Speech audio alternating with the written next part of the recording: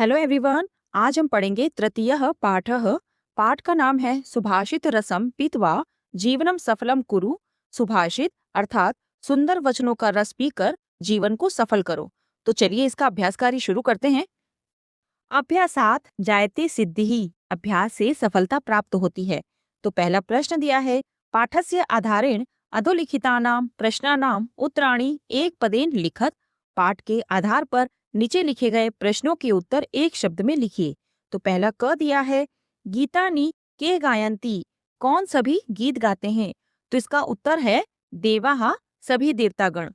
अब ख है, कह बलम न वेत्ति, कौन बल को नहीं जानता है। तो इसका उत्तर है निर्बलः, कमजोर, जो कमजोर हैं वे बल को नहीं जानते हैं। अब ग है, कह वसंतस्य गुणम वेत्ति, कौन बसंत ऋतु के गुण को जानता है।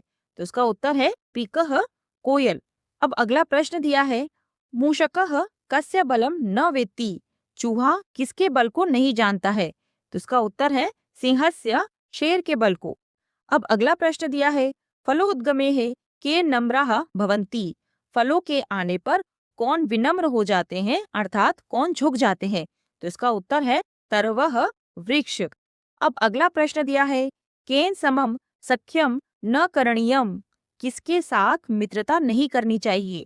तो इसका उत्तर है दुर्जनेन, दुष्ट व्यक्ति के साथ मित्रता नहीं करनी चाहिए। अब अंतिम प्रश्न दिया है, केन विना दैवम न सिद्ध्यति, किसके बिना भाग्य सिद्ध नहीं होता है। तो इसका उत्तर है पुरुषकारेण, मेहनत के बिना। अब दूसरे प्रश्न की ओर चलते हैं। प्रश्न नंबर 2 है, पाठस्य आधारेण अधोलिखितानां प्रश्नानां उत्तराणि पूर्णवाक्येन लिखत। पाठ के आधार पर नीचे लिखे गए प्रश्नों के उत्तर पूरे वाक्य में लिखिए। तो पहला क दिया है, तरवः कदा नम्राः भवन्ति, पेड़ कब नम्र होते हैं अर्थात पेड़ कब झुक जाते हैं। तो इसका उत्तर है तरवः फलोद्गमे है नम्राः भवन्ति, पेड़ फलों के आने से झुक जाते हैं।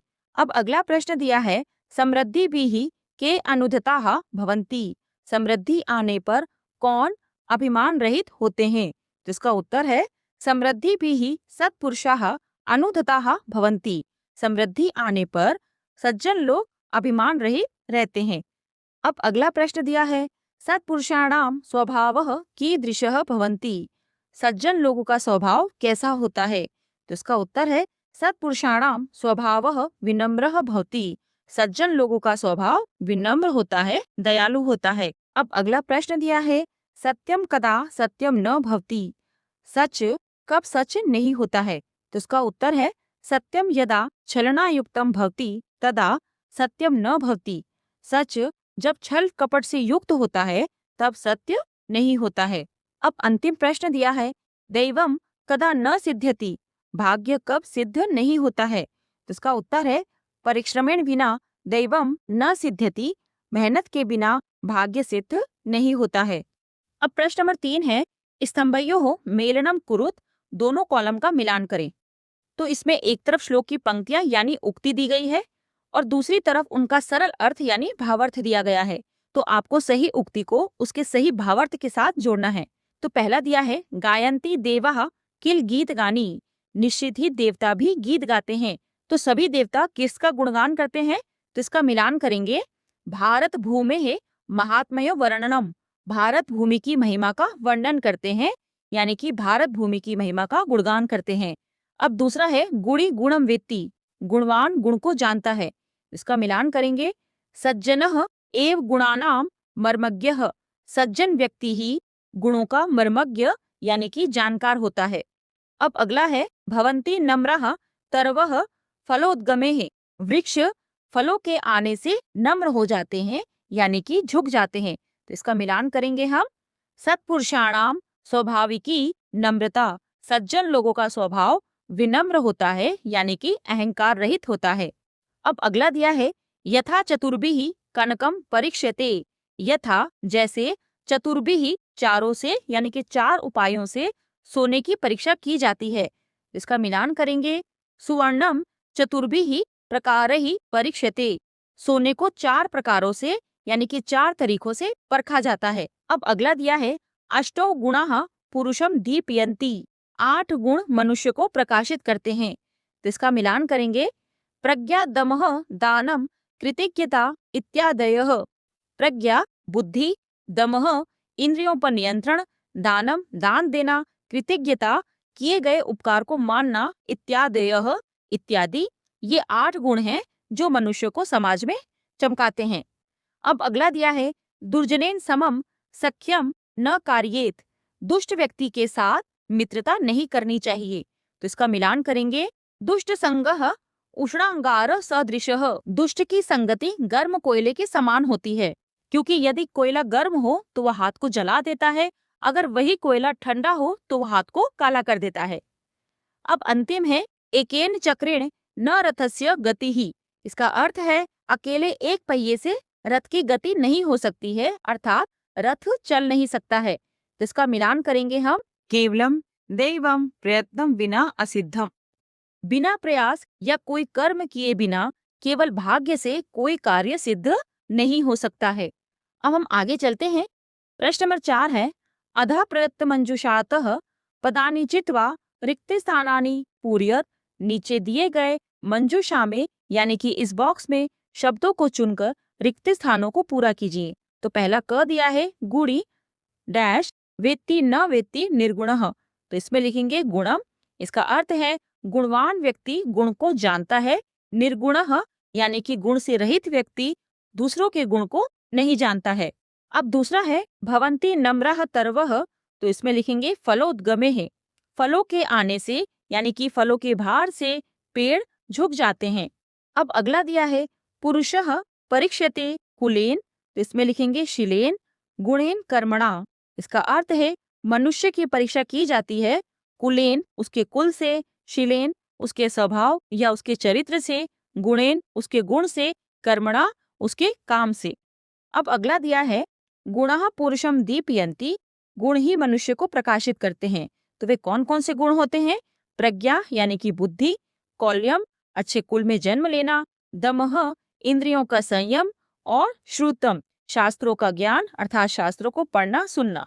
फिर अगला दिया है, दानम यथाशक्ति। तो इसमें लिखेंगे कृतज्ञता च।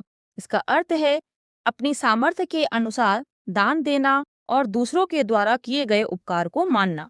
अब अंतिम है, एवं पुरुषकारेण विना दैवम न। तो इसमें लिखेंगे सिद्ध्यति। इस प्रकार बिना मेहनत के भाग्य भी सिद्ध नहीं होता है। अब हम चलते हैं अगले प्रश्न की ओर। प्रश्न नंबर 5 है, समुचितम विकल्पम चिनुत। सही विकल्प चुने। तो पहला क दिया है, गायन्ति देवाः किल गीतकानि इत्यस्य श्लोकस्य मुख्य विषयः कः। निश्चित ही सभी देवता गीत गाते हैं। इस श्लोक का मुख्य विषय क्या है? तो इस श्लोक का मुख्य विषय है भारत भूमि का गुणगान करना।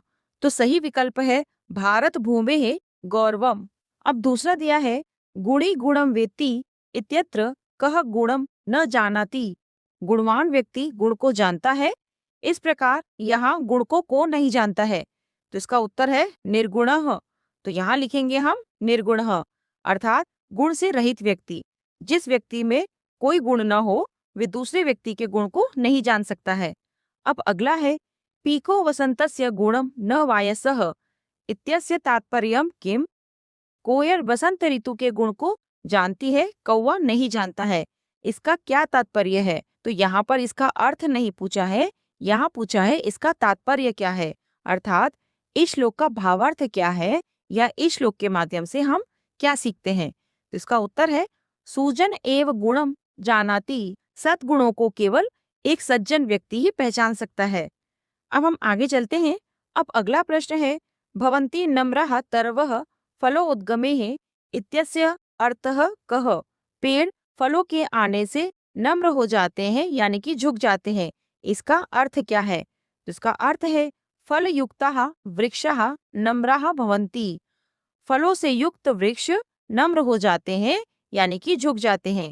अब अगला दिया है, न सा सभा यत्र न सन्ति वृद्धाः इत्यत्र सभायाः महत्वम किम। वह सभा नहीं है जहाँ बुजुर्ग यानी कि अनुभवी लोग नहीं है। इस प्रकार यहाँ सभा का क्या महत्व बताया गया है? तो इसका सही विकल्प है धर्मोपदेशाय ज्ञान वृद्धा जनाः आवश्यकाः। धर्म के उपदेश यानी कि सही मार्गदर्शन के लिए ज्ञान से वृद्ध अर्थात अनुभवी लोग आवश्यक हैं। अब अंतिम दिया है, दुर्जनेन सह सख्यम किमर्थम न कार्यम। दुष्ट व्यक्ति के साथ मित्रता क्यों नहीं करनी चाहिए?